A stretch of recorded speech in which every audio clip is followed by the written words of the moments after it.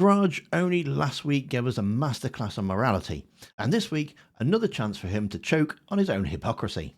In Parliament, he looks the Speaker dead in the eyes and preaches, I absolutely believe in free speech, but we all understand there are limits to free speech. Incitement, constant personal vilification. big statesman moment, right?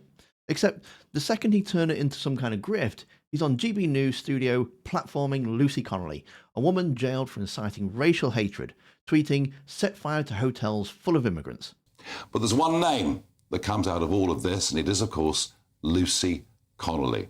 As you well know, she was sentenced to 31 months in prison for a tweet that she put out on that day. What we're going to do here on GB News is find out who is Lucy Connolly. What were her motivations for that tweet?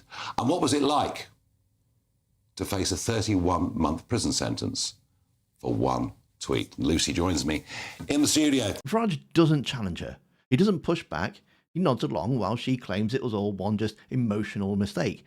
The court transcripts say otherwise. Multiple tweets, racist bile, and it's all there in black and white. Screenshot prove it wasn't a one-off.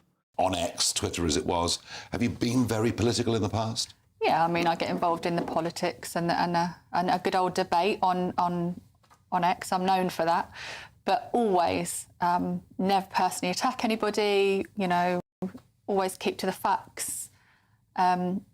I accept that, you know, we're never all going to agree, and that's absolutely fine. But, you know, I don't wish harm on anyone that doesn't agree with my opinions and my political opinions, as has been wished on me and yourself. Yeah. And, you know, that's wrong. No, and I mean, in fact, in your work as a childminder, you know, a Nigerian GP whose daughter you cared for described you as the kindest British person I know. So that was quite a testament.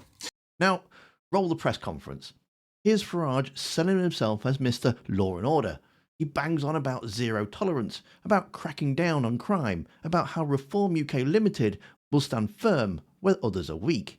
We are a party that believes in active, energetic debate. We're a party that believes in free speech, but even free speech has its limits, and nobody that ever represents reform or wears our badge will ever engage in such conversations, even against people we deeply disagree with, because that's what the democratic process is supposed to be all about. And then, in the very next breath, he holds up Lucy Connolly as a martyr. With reform, crime doesn't just pay, it gets you a guest spot on Nigel's show. Farage in Parliament. And this is not a left-right issue. It's not a left-right debate. I think it's incumbent upon all of us, whichever side of the divide we're on, however passionately we feel, to behave with personal responsibility. Farage in the studio. Clearly, what you said there was intemperate, because what I found interesting was that 3.5 hours later, having taken the dog for a walk, you deleted the message. Yeah, I did, because as I've said before, it wasn't my finest moment. And I know that was an awful thing to say and it wasn't the right thing to say. So, you know, when I wrote that tweet, I was just so emotionally charged and upset and just, I can't even describe it. I was just so, and still am. You obviously realised a few hours later that what you'd done was wrong. So, you know, I'd calmed down and I thought to myself, oh gosh, Lucy, you can't put that, take that down. Of which I did. Which you did. I didn't need to be prompted to take that down. I didn't need anyone to tell me that that was the wrong thing to say. You knew. Okay. I didn't engage in any of the comments and I just took it down. The man will literally say anything depending on the room he's in. To MPs and journalists, he's the sober elder statesman. To his base, he's the ringmaster, parading a woman round convicted of racial hatred as if she's Britain's Joan of Arc. This isn't conviction politics, it's pure opportunism. Hypocrisy dressed up as leadership.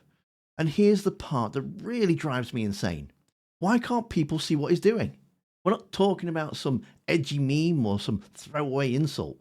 Lucy Connolly literally called for the burning alive of men, women and children in hotels. That's what her tweet said. That's why she went to prison. And yet, here she is, on Farage's show, calmly rewriting history. And somehow it lands. Somehow people swallow it. Because Farage gives her the stage, frames her as a martyr, and her supporters lap it up. I mean, what does this say about our politics when a man who claims to defend free speech is the one laundering lies for a convicted criminal? When he can posture about morality in Westminster, then turn round and whitewash calls for burning children alive on TV? It's not just hypocrisy anymore, it's complicity. He's helping her erase the crime, he's helping her rewrite the past, and the fact that so many people cheer along tells you everything about how broken our society really is. So next time Farage climbs into this moral high ground, remember, it's not just solid rock he's standing on, it's quicksand, sinking deeper and deeper every time he platforms another liar, another bigot, another martyr for a reformed cause. It's just absolutely disgraceful.